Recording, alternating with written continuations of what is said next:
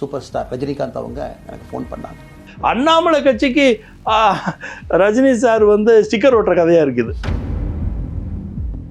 நான் இன்றைக்கி ஒரு உண்மையை சொல்கிறேன், உங்கள் தொலைக்காட்சி மூலமாக சொல்கிறேன். என்னை ரஜினி சார் தான் சொன்னார், அண்ணாமலைக்கிட்டே ஃபோன் பண்ணி அர்ஜுனமூர்த்தி அவர்களை டிக்னிஃபைடாக சேருங்க அப்படின்னு அவர்கிட்ட சொன்னார். நான் வந்து அண்ணாமலை அவர்கள் இதுக்கு முன்னாலே நானும் அண்ணாமலையும் தொடர்ந்து பழகிட்டு இருக்கும்போது நான் அண்ணாமலைக்கிட்ட ஃபோன் பண்ணி நம்மள்ட்ட எங்கேயாச்சும் லஞ்ச் போகலான்னு சொன்னோன்னே அண்ணாமலை தானே வாங்கினே நம்ம ஃபிஷர்மேன் கோவ் போவோம், எங்கள் வீட்டுக்கு பக்கத்தில் இருக்கிற நானும் அவருக்கு போனோம். அந்த போகும்போது ஃபஸ்ட்டு கொஸ்டின் என்னம்மா கேட்டார், தலைவர் ஃபோன் பண்ணான்னு சொன்னார். இது என்னை சொன்னது அவர் என்கிட்ட சொல்லிவிட்டு தலைவர் ஃபோன் பண்ணார்.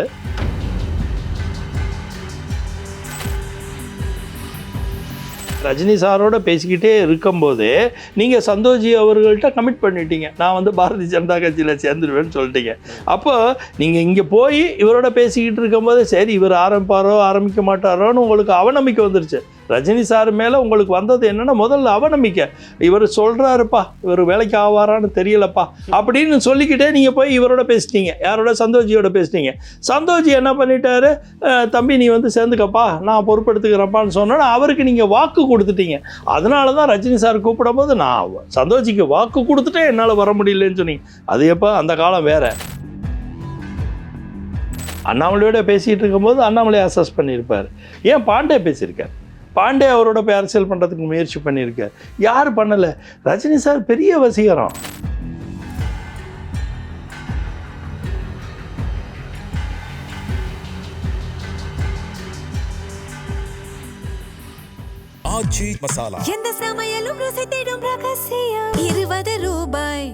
வணக்கம் வாவ் தமிழா நண்பர்களே.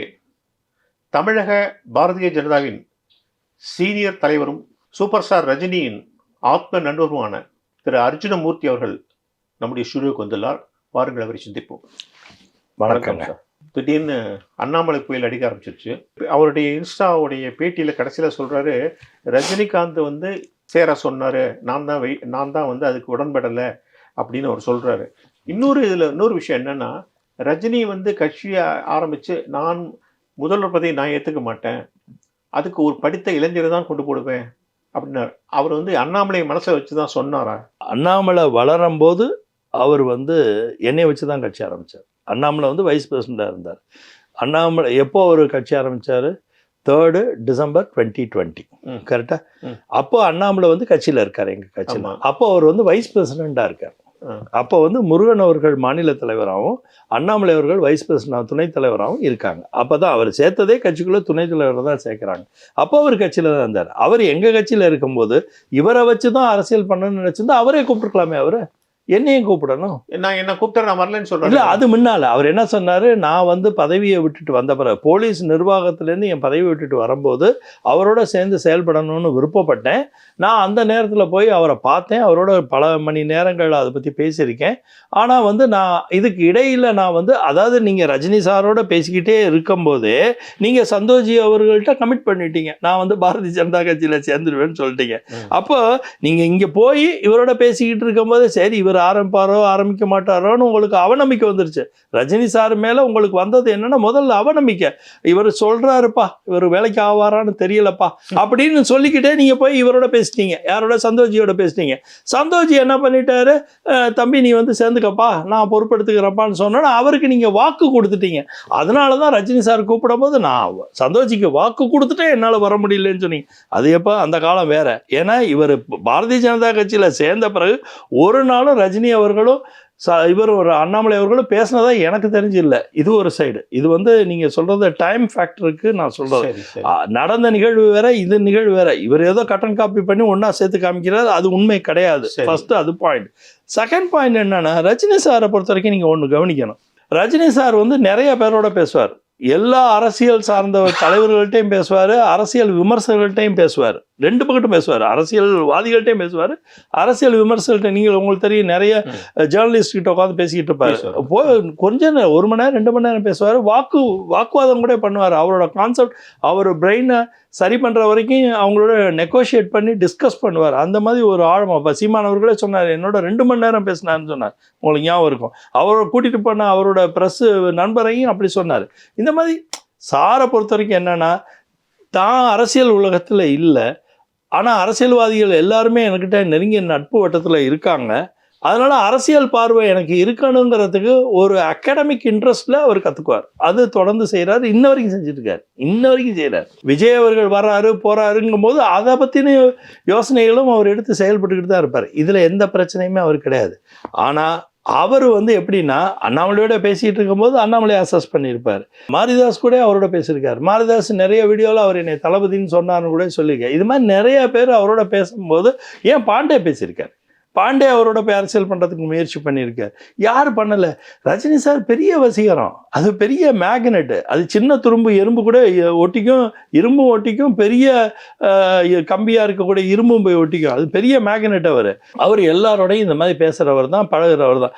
ஆனால் அவர் மைண்டில் ஒரு ரீடிங் இருக்குது. யார் அனுபவத்தோட ஆற்றலோட நேர்மையாக நாணயமாக செயல்படுவாங்கிறத கவனிப்பார்.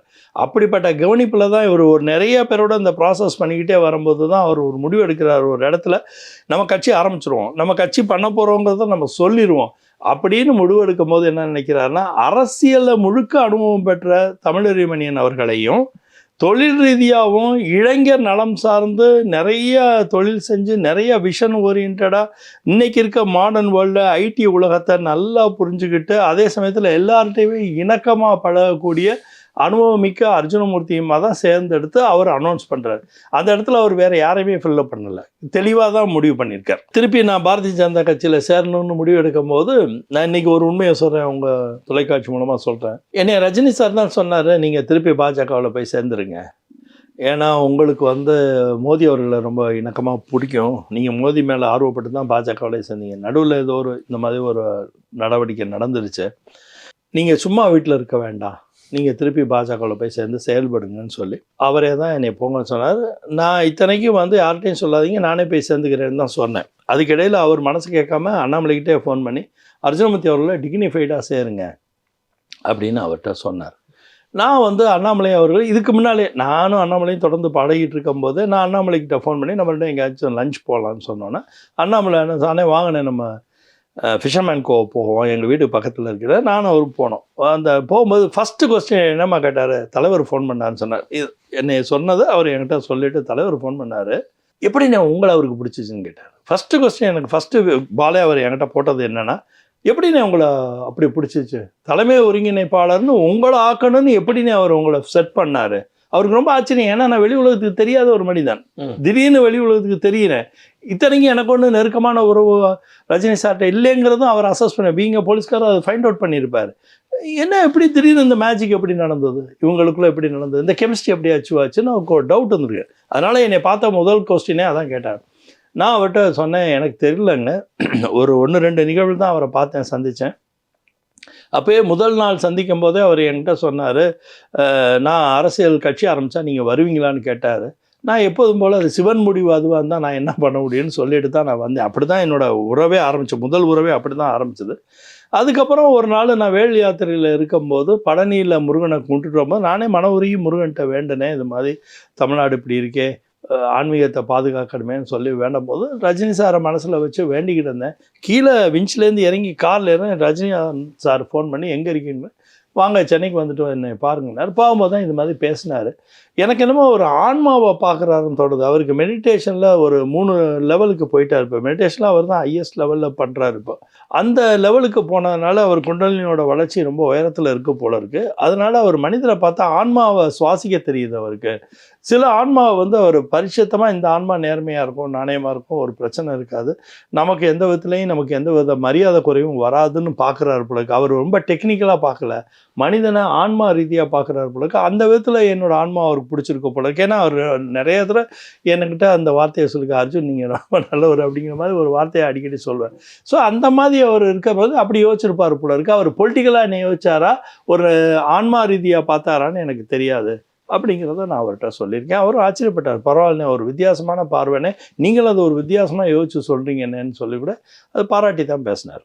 இவர் தான் வந்து ரஜினிக்கு ரொம்ப நெருக்கம் மாதிரி காட்டிக்கிறாரே, அதெல்லாம் அந்த கட்சியோட வளர்ச்சிக்காகவா? இல்லை அவர் காமிச்சிக்கிறாரா, இல்லை அவரை நம்பி இருக்க வார் ரூம் காமிக்குதா, இல்லை அவரோட ஃபேன் கிளப் காமிக்குதான்னு எனக்கு தெரியாது. அதில் நான் டிபேட் பண்ணுறதுக்கு ஒன்றுமே கிடையாது. ரஜினி சார் ஒரு மிகப்பெரிய ப்ராடக்ட், அவர் வெரி சாலிட் ப்ராடக்ட். அவரோட ப்ராடக்டை யார் வேணாலும் அது எனக்கு சொந்தம்னு சொல்லிக்க விருப்பம் இருப்பாங்க. ஏன்னா ஒரு டாக்ஸி டிரைவர் கூட அவர் படத்தை போட்டுக்கிட்டு வண்டி ஓட்டுவார், ஒரு ஆட்டோ டிரைவர் கூட அவர் படத்தை போட்டு வண்டி ஓட்டுவார். ஸோ இது மாதிரி அவர் படத்தை பயன்படுத்துறதுங்கிறது யாருக்கெல்லாம் அவர் மேலே ஒரு அதீத பிரியம் இருக்கோ அவங்க பண்ணுவாங்க. இதில் பொலிட்டிக்கலாக இப்போ விஜய் வந்திருக்காரு, அதுக்கு ஒரு மாதிரி ஃபார்முலா அச்சீவ் பண்ணுறதுக்கு வாய்ப்பு இருக்கான்னு இவர் சோஷியல் மீடியாவில் ரொம்ப பரிச்சயமான ஒரு மனிதர், ட்ரை பண்ணி பார்த்துருக்கலாம். அது மாதிரி இல்லை ரஜினி சார் கூட இவர்கிட்ட பேசும்போது எதாவது பண்ணுறதுனா கூட பண்ணுங்க அப்படி இப்படி ஏதாவது சொன்னாரான்னு அதெல்லாம் எனக்கு தெரியவே தெரியாது. எனக்கு அதில் வந்து நம்பிக்கையும் இல்லை, அதை பற்றி புரிதலும் இல்லை, அதை பற்றி எனக்கு சொல்கிறதுக்கும் வாய்ப்பும் இல்லை. இல்லை ரஜினி டேரெக்டாக இவர்கிட்ட சப்போர்ட் பண்ணுறேன்னு சொல்லுவார். ரஜினி சார் மனசறிஞ்சு நான் ஒன்று சொல்கிறேன், அவர் வந்து இப்போ வயது மனசில் வச்சுருப்பார் கண்டிப்பாக. ரெண்டாவது வந்து அவருக்கு வந்து அவர் அரசியல் பண்ணலை சார், அவர் அரசியல் பண்ணலை. ஏன்னா அவர் அரசியல் பண்ணணும்னு அவரே தான் பண்ணுவார் சார். அவர் ஹீரோ சார், அவர் என்றைக்குமே ஜூனியர் ஆர்டிஸ்ட்டாக பிஹேவ் பண்ண மாட்டார் சார். அவர் இஸ் அ ஹீரோ. நான் பண்ணுறேன்னா இப்போ நான் என்னோடய வாழ்க்கையில் பார்த்தீங்கன்னா ரஜினி சார் கட்சி ஆரம்பித்தார், அவர் என்னை கூப்பிட்டாரு, நான் அவர்கிட்ட தொண்டனா போய் சேர்ந்தேன். அது ரஜினி சார் கட்சி, நான் வெறும் தொண்டேன். இவர் கட்சி ஆரம்பித்து அவர் வந்து இவருக்கு மென்டரிங் பண்ணுறதோ இவர் வந்து சப்போர்ட் பண்ணுறதோ எனக்கு தெரியல சார். காலம்தான் அதுக்கெலாம் பதில் சொல்லணும். ஏன்னா அப்படிப்பட்ட மனோபாவம் உண்டானவராக ரஜினி சாருங்கிறது எனக்கு இன்ன வரைக்கும் தீர்க்கமான ஒரு அந்த பற்றி யோசிக்க கூட எனக்கு வரல. ஏன்னா ரஜினி சார் எனக்கு நல்லா தெரியும், அவர் ஆல் டைம் ஹீரோ. அவர் கட்சி ஆரம்பித்தா அது கதை வேறு. அவர் கட்சி ஆரம்பித்து இன்றைக்கி அண்ணாமலை நீங்கள் வாங்க நம்ம கட்சியில் செயல்படுங்கன்னா தட்ஸ் டிஃப்ரெண்ட் ஸ்டோரி ஆல்டு. அண்ணாமலை கட்சிக்கு ரஜினி சார் வந்து ஸ்டிக்கர் ஓட்டுற கதையாக இருக்குது. இது கிட்டத்தட்ட ஸ்டிக்கர் ஓட்டுற கதையாக இருக்குது. அது எனக்கு தெரியல சார். எனக்கு அதில் வந்து நான் அதில் எனக்கு ஒன்றுமே தெரியாத, அதில் போய் பதில் அர்த்தம் இல்லை. எனக்கு தெரிஞ்சு ரஜினி சார் வந்து ஒரு விதத்தில் தெளிவாக இருப்பார். அவர் உடம்பு முழுக்கவே மனசு முழுக்க அவர் தான் ஆல் டைம் ஹீரோ. அது அந்த ஸ்தானம் அவர் என்றைக்கும் விட்டு கொடுக்க மாட்டார். பல விஷயங்களை மனசு விட்டு பேசுனீங்க, மிக்க நன்றி சார். நன்றி சார், வணக்கம்.